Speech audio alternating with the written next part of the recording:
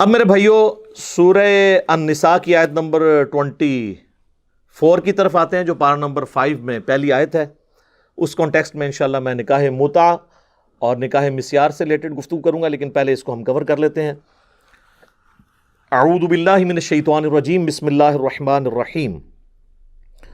والمحصنات من النساء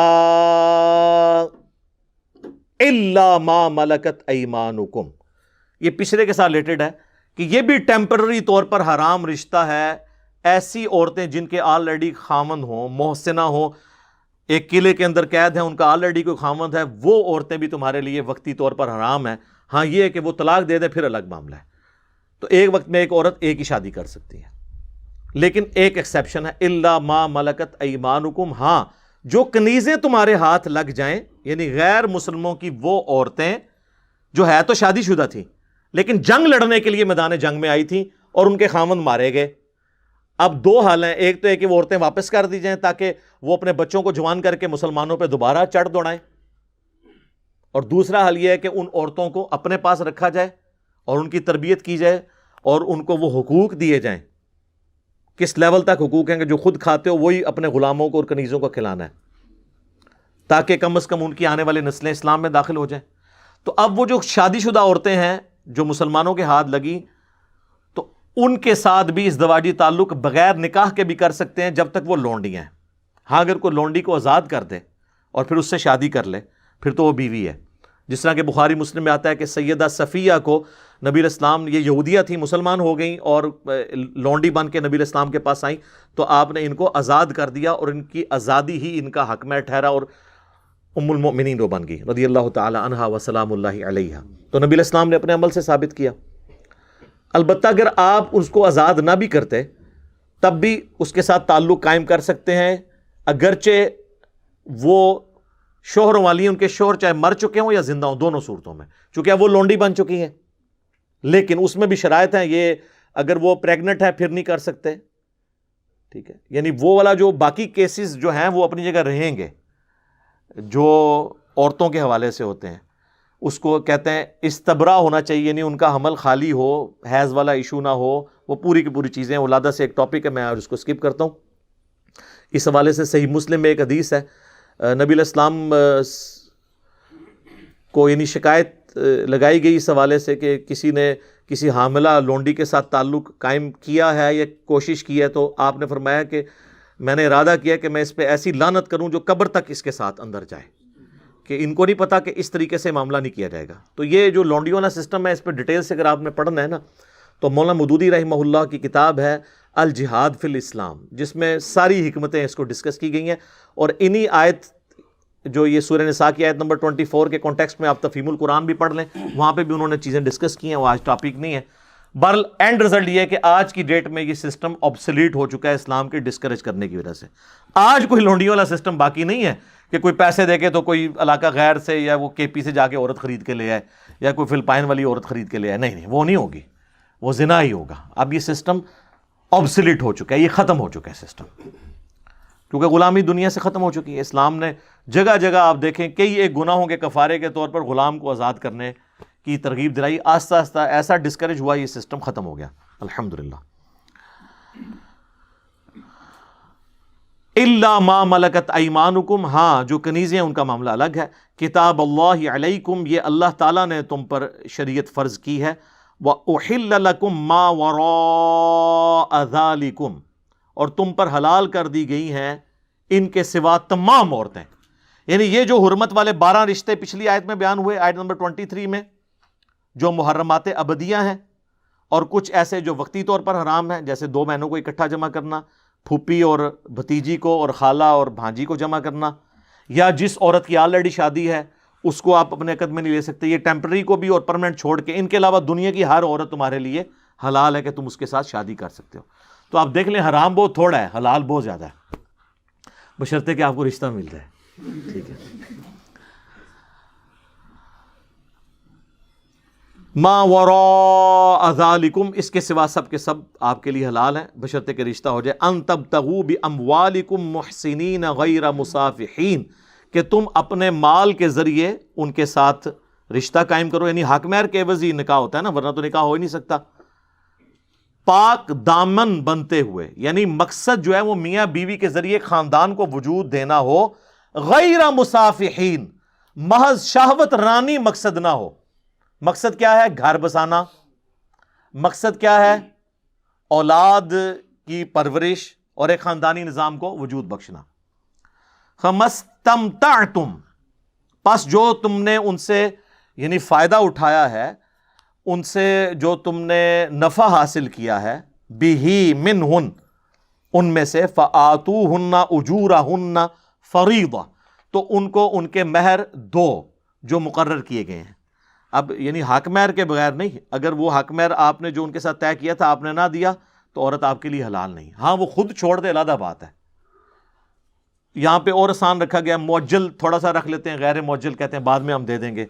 ان کو پتا ہوتا ہے کون سا دینا ہے، دینا ہوتا ہے سر وہ آپ نے، یا لکھوائی تھوڑا، جب زیادہ لکھوایا تو وہ آپ نے دینا ہوگا، الا یہ کہ وہ عورت خود معاف کر دے۔ وَلَا جُنَاحَ عَلَيْكُمْ فِي مَا تَرَاضَيْتُمْ بِهِ مِن بَعْدِ الْفَرِيضَةِ، اور تم پر کوئی گناہ نہیں ہے جس چیز پر تم آپس میں راضی ہو جاؤ مقرر کرنے کے بعد۔ یعنی اگر عورت کہتی ہے ٹھیک ہے میں معاف کرتی ہوں یا آدھا چھوڑ دیتی ہوں، تو اللہ تعالیٰ کہتا ہے مجھے کوئی اس پہ اعتراض نہیں ہے، آپس میں تم طے کر لو۔ ان اللہ کان علیما حکیما، بے شک اللہ تعالیٰ علم والا حکمت والا ہے۔ اب یہ جو لفظ یہاں پر آیا نا جی، فَمَسْتَمْتَعْتُمْ بِهِ مِنْهُنْ، جو تم نے ان سے نفع اٹھایا، اسی کو وہ متاع بھی کہا جاتا ہے، نفع اٹھانا۔ اور متاع سے مراد صرف نکاح متاع نہیں ہے، کسی بھی چیز سے آپ نفع اٹھا رہے ہو، جس طرح ہم حج کے ساتھ عمرے کا جب نفع اٹھاتے ہیں تو ہم اسے کہتے ہیں متعۃ الحج یا حج تمتع، تو یہ نفع اٹھانا۔ قرآن میں نکاح متع کا ذکر کہیں نہیں ہے، زبردستی کسی نے داخل کرنا ہے تو ایک الگ معاملہ ہے، قرآن میں تو مطلقاً نکاح کا ذکر ہے۔ اور چونکہ نکاح متع بھی ایک نکاح ہے، اس کانٹیکسٹ میں اگر کوئی کیس میں داخل ہے جب تک وہ حلال تھا تو وہ بالکل ٹھیک کہہ رہا ہے، ہمیں کوئی اعتراض نہیں ہے۔ بعض لوگ یہ بھی لے کے آتے ہیں کہ جی عبداللہ ابن عباس کی ایک قرات تھی جو المستدرک للحاکم میں آئی ہے، کہ وہ جو آیت ہے نا یہ والی فَمَسْتَمْتَعْتُمْ بِهِ مِنْهُنَّ، وہ آگے ساتھ پڑھتے تھے إِلَىٰ أَجَلٍ مُّسَمَّى، ایک پیریڈ کے لیے جو تم نکاح کرتے ہو تو تم ان کو حق مہر دو، تو وہ اس کے ساتھ کرتے تھے، اور یہی اہل تشیع پیش کرتے ہیں۔ تو وہ اگر اس کو درست بھی مانا جائے، اس حدیث کو امام حاکم نے بھی صحیح کہا اور امام ذابی نے بھی صحیح مسلم کی شرط پہ صحیح کہا، تب بھی وہ سارے کے سارے معاملات منسوخ تصور کیے جائیں گے۔ اور اہل سنت کے ہاں تو ایٹ لیسٹ اس کا اجماع پایا جاتا ہے کہ نکاح متع جو تھا وہ اب قیامت تک کے لیے منسوخ ہو چکا ہے۔ یہ نہیں ہے کہ پہلے نہیں تھا، پہلے تھا۔ تو نکاح متع ہو یا نکاح مسیار کی جو فارم جو اس سے ملتی جلتی بلکہ اس سے بھی گئی گزری ہے، وہ میں بتا دیتا ہوں، دونوں جو ہے وہ حرام ہے۔ اس کانٹیکسٹ میں اب آپ کو وہ ریلیٹڈ احادیث بتا دیتا ہوں۔ متع کہتے ہیں نفع اٹھانے کو، نکاح متع ہوتا ہے، یہ ہوتا نکاح ہی ہے، یہ کوئی وہ والا معاملہ نہیں ہے کہ وہ بچہ پیدا ہوگا تو وہ وارث نہیں، وہ جو بچہ پیدا ہوگا وہ وارث بھی ہوگا اپنے باپ کا، اس کو وراثت میں حصہ ملے گا، وہ سارے باقی سٹیٹس وہی رہیں گے۔ لیکن نکاح متع یہ ہوتا ہے کہ آپ نے کم از کم 3 دن کے لیے ہوتا تھا، زیادہ جتنے بھی دن کر لیں، 3 دن کے بعد یعنی جو دن بھی آپ نے طے کیے اس کے بعد آٹومیٹکلی وہ نکاح ختم ہو جائے گا جیسے اس کی ٹائم پیریڈ پورا ہوگا۔ لیکن جو اولاد پیدا ہوگی وہ اس کا باپ وہی ہوگا، اس کو وراثت میں بھی باقی سارے معاملات وہی چلیں گے، تو اسی لیے نکاح متع کہا جاتا ہے۔ تو اب اس کو کوئی یہ نہیں کہہ سکتا یہ کوئی بدکاری تھی، ورنہ تو بخاری مسلم میں ہے کہ صحابہ کرام نے کیا ہے، تو آپ اس کو کیسے کہہ سکتے ہیں نبی علیہ السلام کی اجازت سے کیا ہے؟ وہ صحیح بخاری اور صحیح مسلم دونوں میں حدیث ہے کہ جابر بن عبداللہ کہتے ہیں کہ ہم لوگ رسول اللہ صلی اللہ علیہ وآلہ وسلم کے زمانے میں، حضرت ابوبکر کے زمانے میں اور حضرت عمر کے شروع کے زمانے میں متعۃ النکاح، متعۃ النساء یعنی عورتوں کا متع، اور متعۃ الحج یعنی حج کا متع یعنی حج تمتع، ایک ہی سفر میں حج اور عمرے کو جمع کرنا، یہ کیا کرتے تھے۔ پھر حضرت عمر نے اسے سختی کے ساتھ منع فرما دیا کہ یہ حرام ہو چکا ہے۔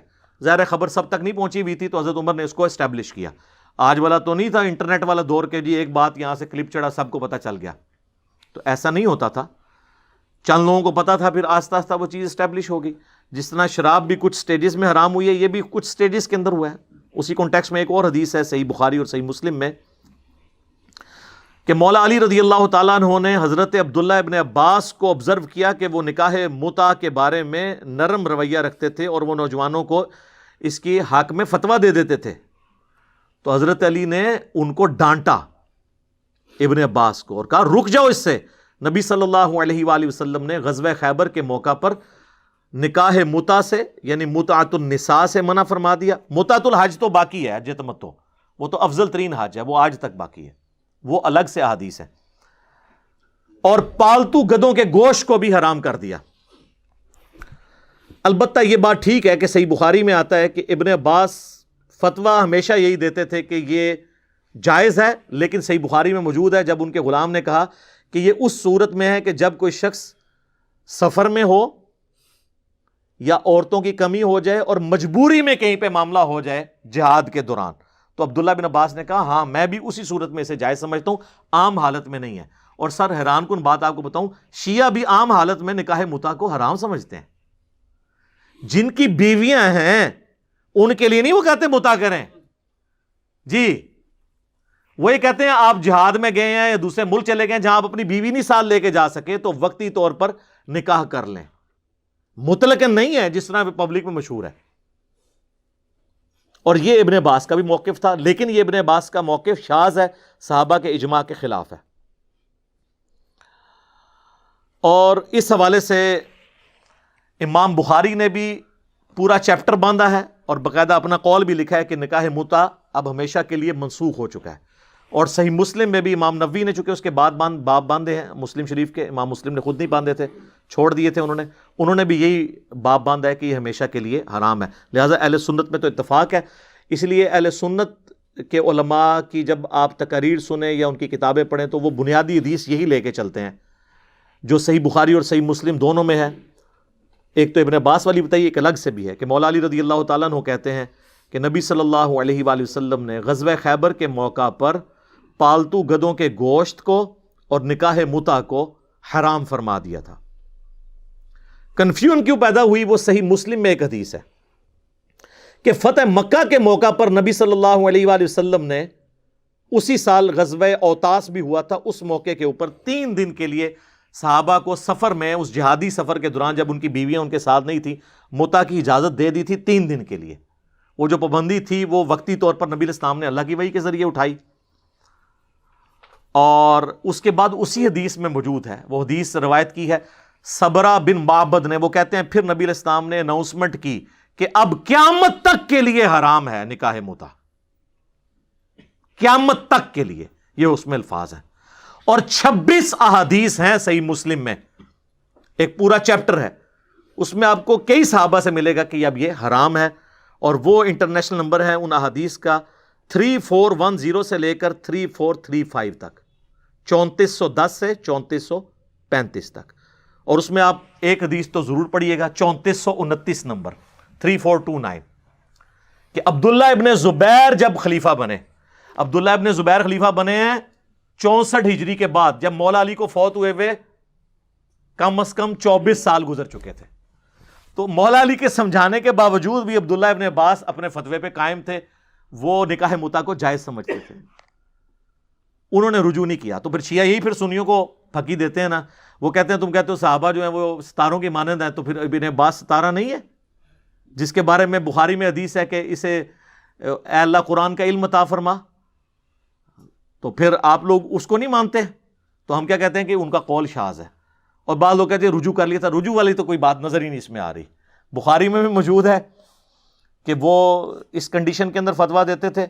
اور مسلم شریف میں عبداللہ بن زبیر خلیفہ بنے 64 ہجری میں، 73 ہجری میں وہ شہید ہوئے ہیں 9 سال کے لیے.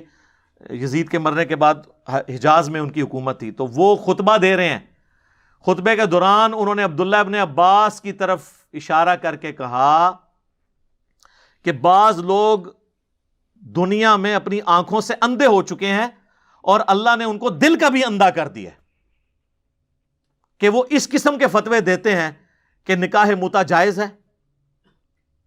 اب عبداللہ ابن عباس کو غصہ آ گیا، انہوں نے اسی خطبے کے اندر ہی کہا کہ تم بے ادب اور کم فہم ہو. امام المتقین صلی اللہ علیہ وآلہ وسلم جو پرہیزگاروں کے امام تھے، انہوں نے متع کی اجازت دی ہے. تو یہ مطلب ہے کہ عبداللہ ابن عباس اپنی بات پہ قائم تھے. تو اچھا مسلم شریف میں نا امام مسلم نے نا گستاخی سے بچنے کے لیے نا عبداللہ ابن عباس کا نام نہیں لکھا, رجلن, ایک مرد, ایک مرد. لیکن آپ باقی حدیث کی کتابیں اٹھائیں گے نا تو وہ آپ کو نام بھی, وہ فلاں کا نام بھی پتہ چل جائے گا. مسند ابی عوانہ کے اندر باقاعدہ مینشن ہے کہ وہ عبداللہ ابن عباس تھے. تو عبداللہ ابن عباس ہی ظاہر یہ کہہ سکتے تھے نا, بے ادب, کم فہم. کوئی تابعی تو نہیں کہہ سکتا تھا ایک صحابی دوسرے صحابی کو, عبداللہ ابن زبیر کو, کہ امام المتقین نے ہمیں اجازت دی تھی صلی اللہ علیہ وآلہ وسلم. تو عبداللہ ابن زبیر نے کہا کہ تو پھر کر کے بتا متا, تو دیکھ میں تجھے رجم بھی کرواؤں گا. یعنی ظاہر وہ تو خلیفہ تھے, تو انہوں نے دھمکی لگائی کہ پھر ٹھیک ہے تو فتوی دینا, آپ کر رہا پھر تو دیکھ میں تینل کے کرنا. اور یہ حدیث کافی لمبی ہے. اس کے بعد پھر ایک تابعی جو ہے اس کے ساتھ حدیث میں ہی آگے الفاظ ہیں, وہ تابعی کہتے ہیں کہ یہ متا جو ہے مجبوری کی حالت میں جائز تھا, جو میں نے آپ کو پہلے صحیح بخاری میں بتایا کہ عبداللہ بن عباس بھی مطلقاً متا کو جائز نہیں سمجھتے تھے, نہ شیعہ مطلقاً سمجھتے ہیں. جہاد کے دوران یا جہاں پہ بیوی ساتھ نہ ہو دوسرے ملک کے اندر, وہ تو آپ کو پتہ ہے پچھلے دنوں آپ کی اہل حدیث کی بھی ایک جہادی تنظیم ہے, ان کے بارے میں نے اخبار میں پڑھا ہے. وہ نکاح جہاد کے لیے عورتیں گئی ہوئی تھیں وہاں پہ شام کے اندر ان اہل حدیثوں سے نکاح کرنے کے لیے. وہ اس کو نکاح متا کا نام نکاح جہاد رکھ لیا ہے, وہ نکاح متا ہی سی, وقتی طور پہ گئی ہیں سن اسلامی بہنیں خدمت کرنے کے لیے. تو یہ حرام ہے. اب یہ معاملہ حرام ہو چکا ہے, جس طرح شراب اب ہمیشہ کے لیے حرام ہے, یہ حرام ہے. حضرت عبداللہ ابن عباس کے قول کو ہم درست نہیں مانتے. تو وہ صحیح مسلم کی حدیث میں وہ آتا ہے, وہ تابعی کہتے ہیں کہ جس طرح مردار کھانا مجبوراً جان بچانے کے لیے جائز ہو جاتا ہے, اس صورت میں جائز ہے, مطلقاً یہ جائز نہیں ہے. اور پھر آگے وہ جو صحابی جنہوں نے یہ حدیث بیان کی ہے کہ قیامت تک کے لیے حرام ہو گیا, ان کا بیٹا عمر بن عبدالعزیز کو, جو خلیفہ تھے بنو امیہ کے, اور لیکن مجدد بھی ہیں, کیونکہ بنو امیہ کی ساری غلط کاریوں کو انہوں نے درست کیا الحمدللہ. تو عمر بن عبدالعزیز کی موجودگی میں نا وہ اسی صحابی کا بیٹا جو صبرہ بن معبد کا بیٹا ہے, ربیع بن صبرہ, وہ عمر بن عبدالعزیز کو یہ حدیث سناتا ہے کہ میرے باپ نے خود بھی نکاح متا کیا تھا, اور انہوں نے مجھے بتایا تھا کہ نبی علیہ السلام نے فتح مکہ کے موقع پر چند دنوں کے لیے اجازت دی تھی, پہلے خیبر کے بعد حرام ہوا, اور پھر جب یہاں حرام ہوا تو وہ ہمیشہ کے لیے حرام ہو گیا غزوہ اوتاس کے موقع پر فتح مکہ والے سال. اور وہ جو روایت بیان کر رہے ہیں وہ کہتے ہیں میں وہاں پہ موجود تھا عمر بن عبدالعزیز کے پاس. اچھا یہ ساری جو مسلم شریف کی حدیث ہے نا, یہ مسند ابی عوانہ کے اندر بھی آتی ہے, اور وہاں پہ وہ رجل ان کے نام بھی موجود ہے کہ وہ عبداللہ ابن عباس تھے. اور اس کے آگے یہی ربیع بن صبرہ کہتا ہے کہ عبداللہ ابن عباس نے مرنے سے پہلے اپنے فتوے سے رجوع کر لیا تھا. لیکن یہ الفاظ مسلم میں نہیں ہے, بخاری سے بھی یہی پتہ چلتا ہے کہ کوئی رجوع نہیں کیا. اب یہ ان کا حسن ظن ہے کہ ان کا حسن ظن ہوگا, کیونکہ انہوں نے یہ نہیں کہا کہ مجھے انہوں نے بتایا, انہوں نے کہا کہ وہ انہوں نے رجوع کر لیا تھا. اب وہ کیا ہے, ان کی سند ہے, ان تک پہنچی, بات نہیں پہنچی. بل اہل سنت عبداللہ ابن عباس کے حوالے سے جان چھڑانے کے لیے یہ روایت پیش کرتے ہیں. باقی جو اکثریت اہل سنت کی وہ اس روایت کا سہارا نہیں لیتی, وہ کہتی ہے کہ جی یہ کیسے ہو سکتا ہے انہوں نے رجوع نہ کیا ہو جب ان کو احادیث کا پتہ چلا تھا. تو وہ ظاہر ہے وہ خود بھی مجتہد تھے, وہ ان احادیث کو منسوخ تصور نہیں کرتے تھے اور کیٹاسٹرافک کنڈیشن کے لیے باقی مانتے تھے. لہٰذا اہل سنت اہل تشیع اس مسئلے پہ لڑنے کی ضرورت نہیں ہے. عام حالت میں تو نہ شیعہ متا کے قائل ہیں اور نہ اہل سنت. اہل سنت تو کسی صورت بھی قائل نہیں ہے, وہ کیٹاسٹرافک کنڈیشن میں ہے. اور آپ کو یوٹیوب کے اوپر کئی ایک بحثیں مل بھی جائیں گی. اور اہل سنت دوسری طرف نکاح مسیار کا جو ہے نا وہ دفاع کر رہے ہوتے ہیں. کیوں کہ وہ سعودیہ والے مفتیان نے دے دیا. اور پھر اتنے بھولے ہیں, میں پروگرام بھی ان کے آپ دیکھیں کئی لوگوں کے اپلوڈ ہوئے ہیں, وہ کہتے ہیں جی نکاح مسیار تو, اور وہ نکاح مسیار وہ اپنی ڈیفینیشن اس کی کرتے ہیں. بھئی اس نکاح مسیار کو کون حرام کہتا ہے؟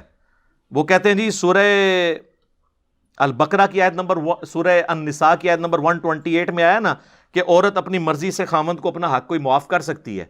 یعنی کوئی عورت یہ کہہ سکتی ہے کہ ٹھیک ہے میرا خامند بے شک 3 مہینے بعد میرے پاس ایک دفعہ آ جائے, لیکن میرے ساتھ ٹیگ لگا رہے کہ میں بیوہ نہیں ہوں, متعلقہ نہیں ہوں, کسی کی بیوی ہوں, تاکہ مجھے ایک پروٹیکشن رہے. عرب کے معاشرے میں تو یہ بہت چیز اہم تھی, آج کل بھی ہے, لیکن میں اپنا حق اسے معاف کرتی ہوں. تو قرآن میں آیا کہ وہ معاف کر سکتی ہے, بالکل کر سکتی ہے. بخاری مسلم میں موجود ہے کہ نبی علیہ السلام کی ایک وقت میں 9 بیویاں تھیں, لیکن 8 کے لیے باری مقرر تھی. 9ویں نے اپنی باری حضرت عائشہ کو دے دی تھی, سیدہ سودا نے رضی اللہ تعالی عنہا. اور وہ ابو داؤد میں آتا ہے کہ انہیں خدشہ ہوا کہ میں بہت بوڑھی ہوں تو نبی علیہ السلام مجھے کہیں طلاق ہی نہ دے دیں. حالانکہ آپ نے کیا طلاق دینی تھی, انہوں نے خود ایزیوم کیا. تو انہوں نے حضور کو خود ہی کہہ دیا کہ میں قیامت والے دن بھی آپ کی بیوی بن کے اٹھنا چاہتی ہوں, تو میں تو ویسے بوڑھی ہوں, مجھے خاوند کی حاجت نہیں ہے, میں اپنا حق معاف کرتی ہوں, میں اپنی باری سیدہ عائشہ کو دیتی ہوں.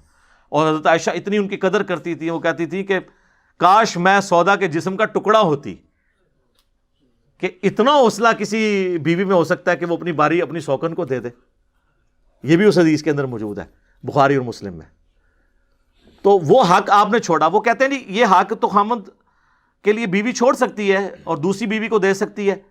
تو نکاح مسیار بھی یہی ہے, مرنا جاتے اگر تیرا یقین ہوتا یہی ہو اگر نکاح مسیار, تو اس کو کون کہے گا حرام؟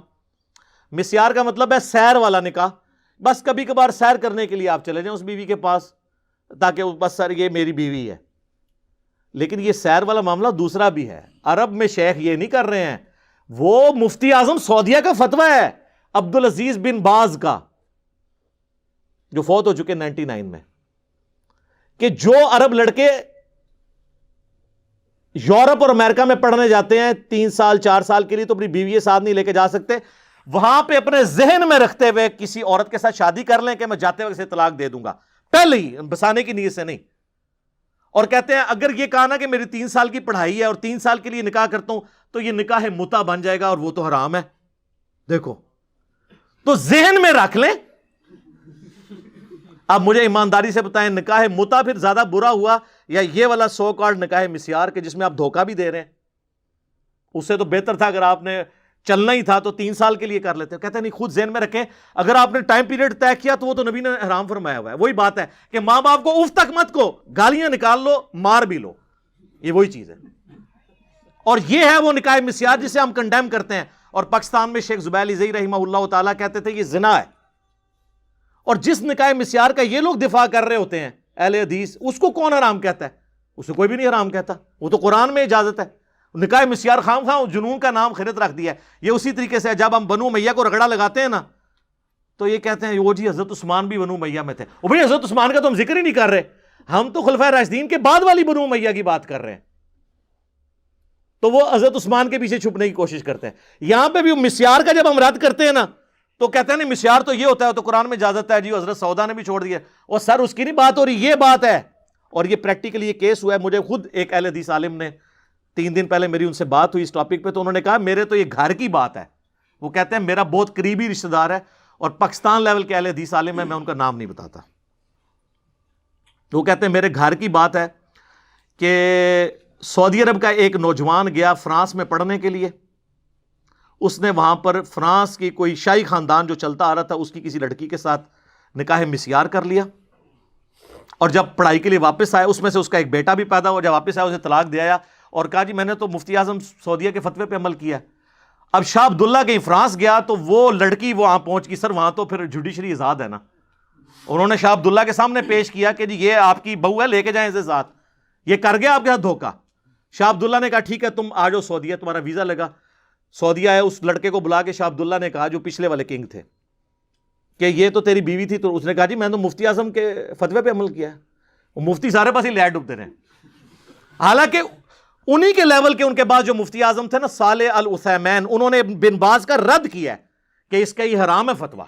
وہ نہیں تھے اس فتوے کو جائز سمجھتے, وہی سعودیہ سے ہی ان کا رد ہوا. تو شاہ عبداللہ نے کہا بھی اس کو بساؤ. اس نے کہا میں نے نہیں رکھنی. اور نقصان کیا ہوا, اس کا جو بیٹا تھا جو مسلمان تھا, اس کا نام اب میں نہیں بتاتا, پھر یہ پہنچ جائیں گے کس کی بات کر رہے ہیں. نام بھی مجھے پتا ہے. وہ اس نے اپنی بہن کو دے دیا, وہ اب آج عیسائی ہے اور جوان ہو چکا ہے. اور یہ جو اہل حدیث عالم کہتے ہیں کہ میرا بہت قریبی رشتہ دار, بہت ہی قریبی, اب وہ میں رشتہ بھی نہیں بتاتا ورنہ تب بھی یہ پہنچ جائیں گے, جو سعودی نیشنل تھا, اس نے پھر والنٹیئرلی پھر شاہ عبداللہ نے کہا یار کوئی تم میں سے اس سے شادی کر لے. تو اس نے پھر اس کے ساتھ شادی کی کہ یار ہماری عزت رہ جائے. اور اس کی وجہ سے اس فرینچ عورت کو نیشنلٹی بھی مل گئی. اور مزے کی بات, وہ آخری وقت تک ابھی بھی زندہ ہے, وہ سعودیہ میں رہ رہی ہے. اس نے اسلام نہیں چھوڑا, وہ مسلمان ہی ہے. اور مسلمانوں نے مفتیوں کے فتووں کے ساتھ یہ کیا ہے. یہ وہ فتویٰ ہے جس کو ہم حرام سمجھتے ہیں اور نکاح متع سے بدتر سمجھتے ہیں, اس طرح کے نکاح مسیار کو. اور آپ جس طریقے سے چھپنے کی کوشش کر رہے ہیں اس نکاح متع کو پاگل ہے جو نکاح مسیار کو حرام کہے گا. وہ والا مسیار اور ہے, یہ مسیار اور ہے, سیر سپاٹے والا. ٹھیک ہے جی. اللہ تعالیٰ سے دعا جو حق بات میں نے کہی اللہ تعالیٰ ہمارے دلوں میں راسخ فرمائے، اگر جس بات میں میرے منہ سے کوئی غلط بات نکل گئی اللہ تعالیٰ ہمارے دلوں ہی سے محو کر دے، ہمیں معاف بھی فرما دے، ہمیں کتاب و سنت کی تعلیمات پر عمل کر کے دوسرے بھائیوں تک پہنچانے کی توفیق عطا فرمائے۔ سبحانک اللہم وبحمدک، اشہد ان لا الہ الا انت، استغفرک واتوب الیک، وما علینا الا البلاغ المبین۔ جزاکم اللہ خیرا۔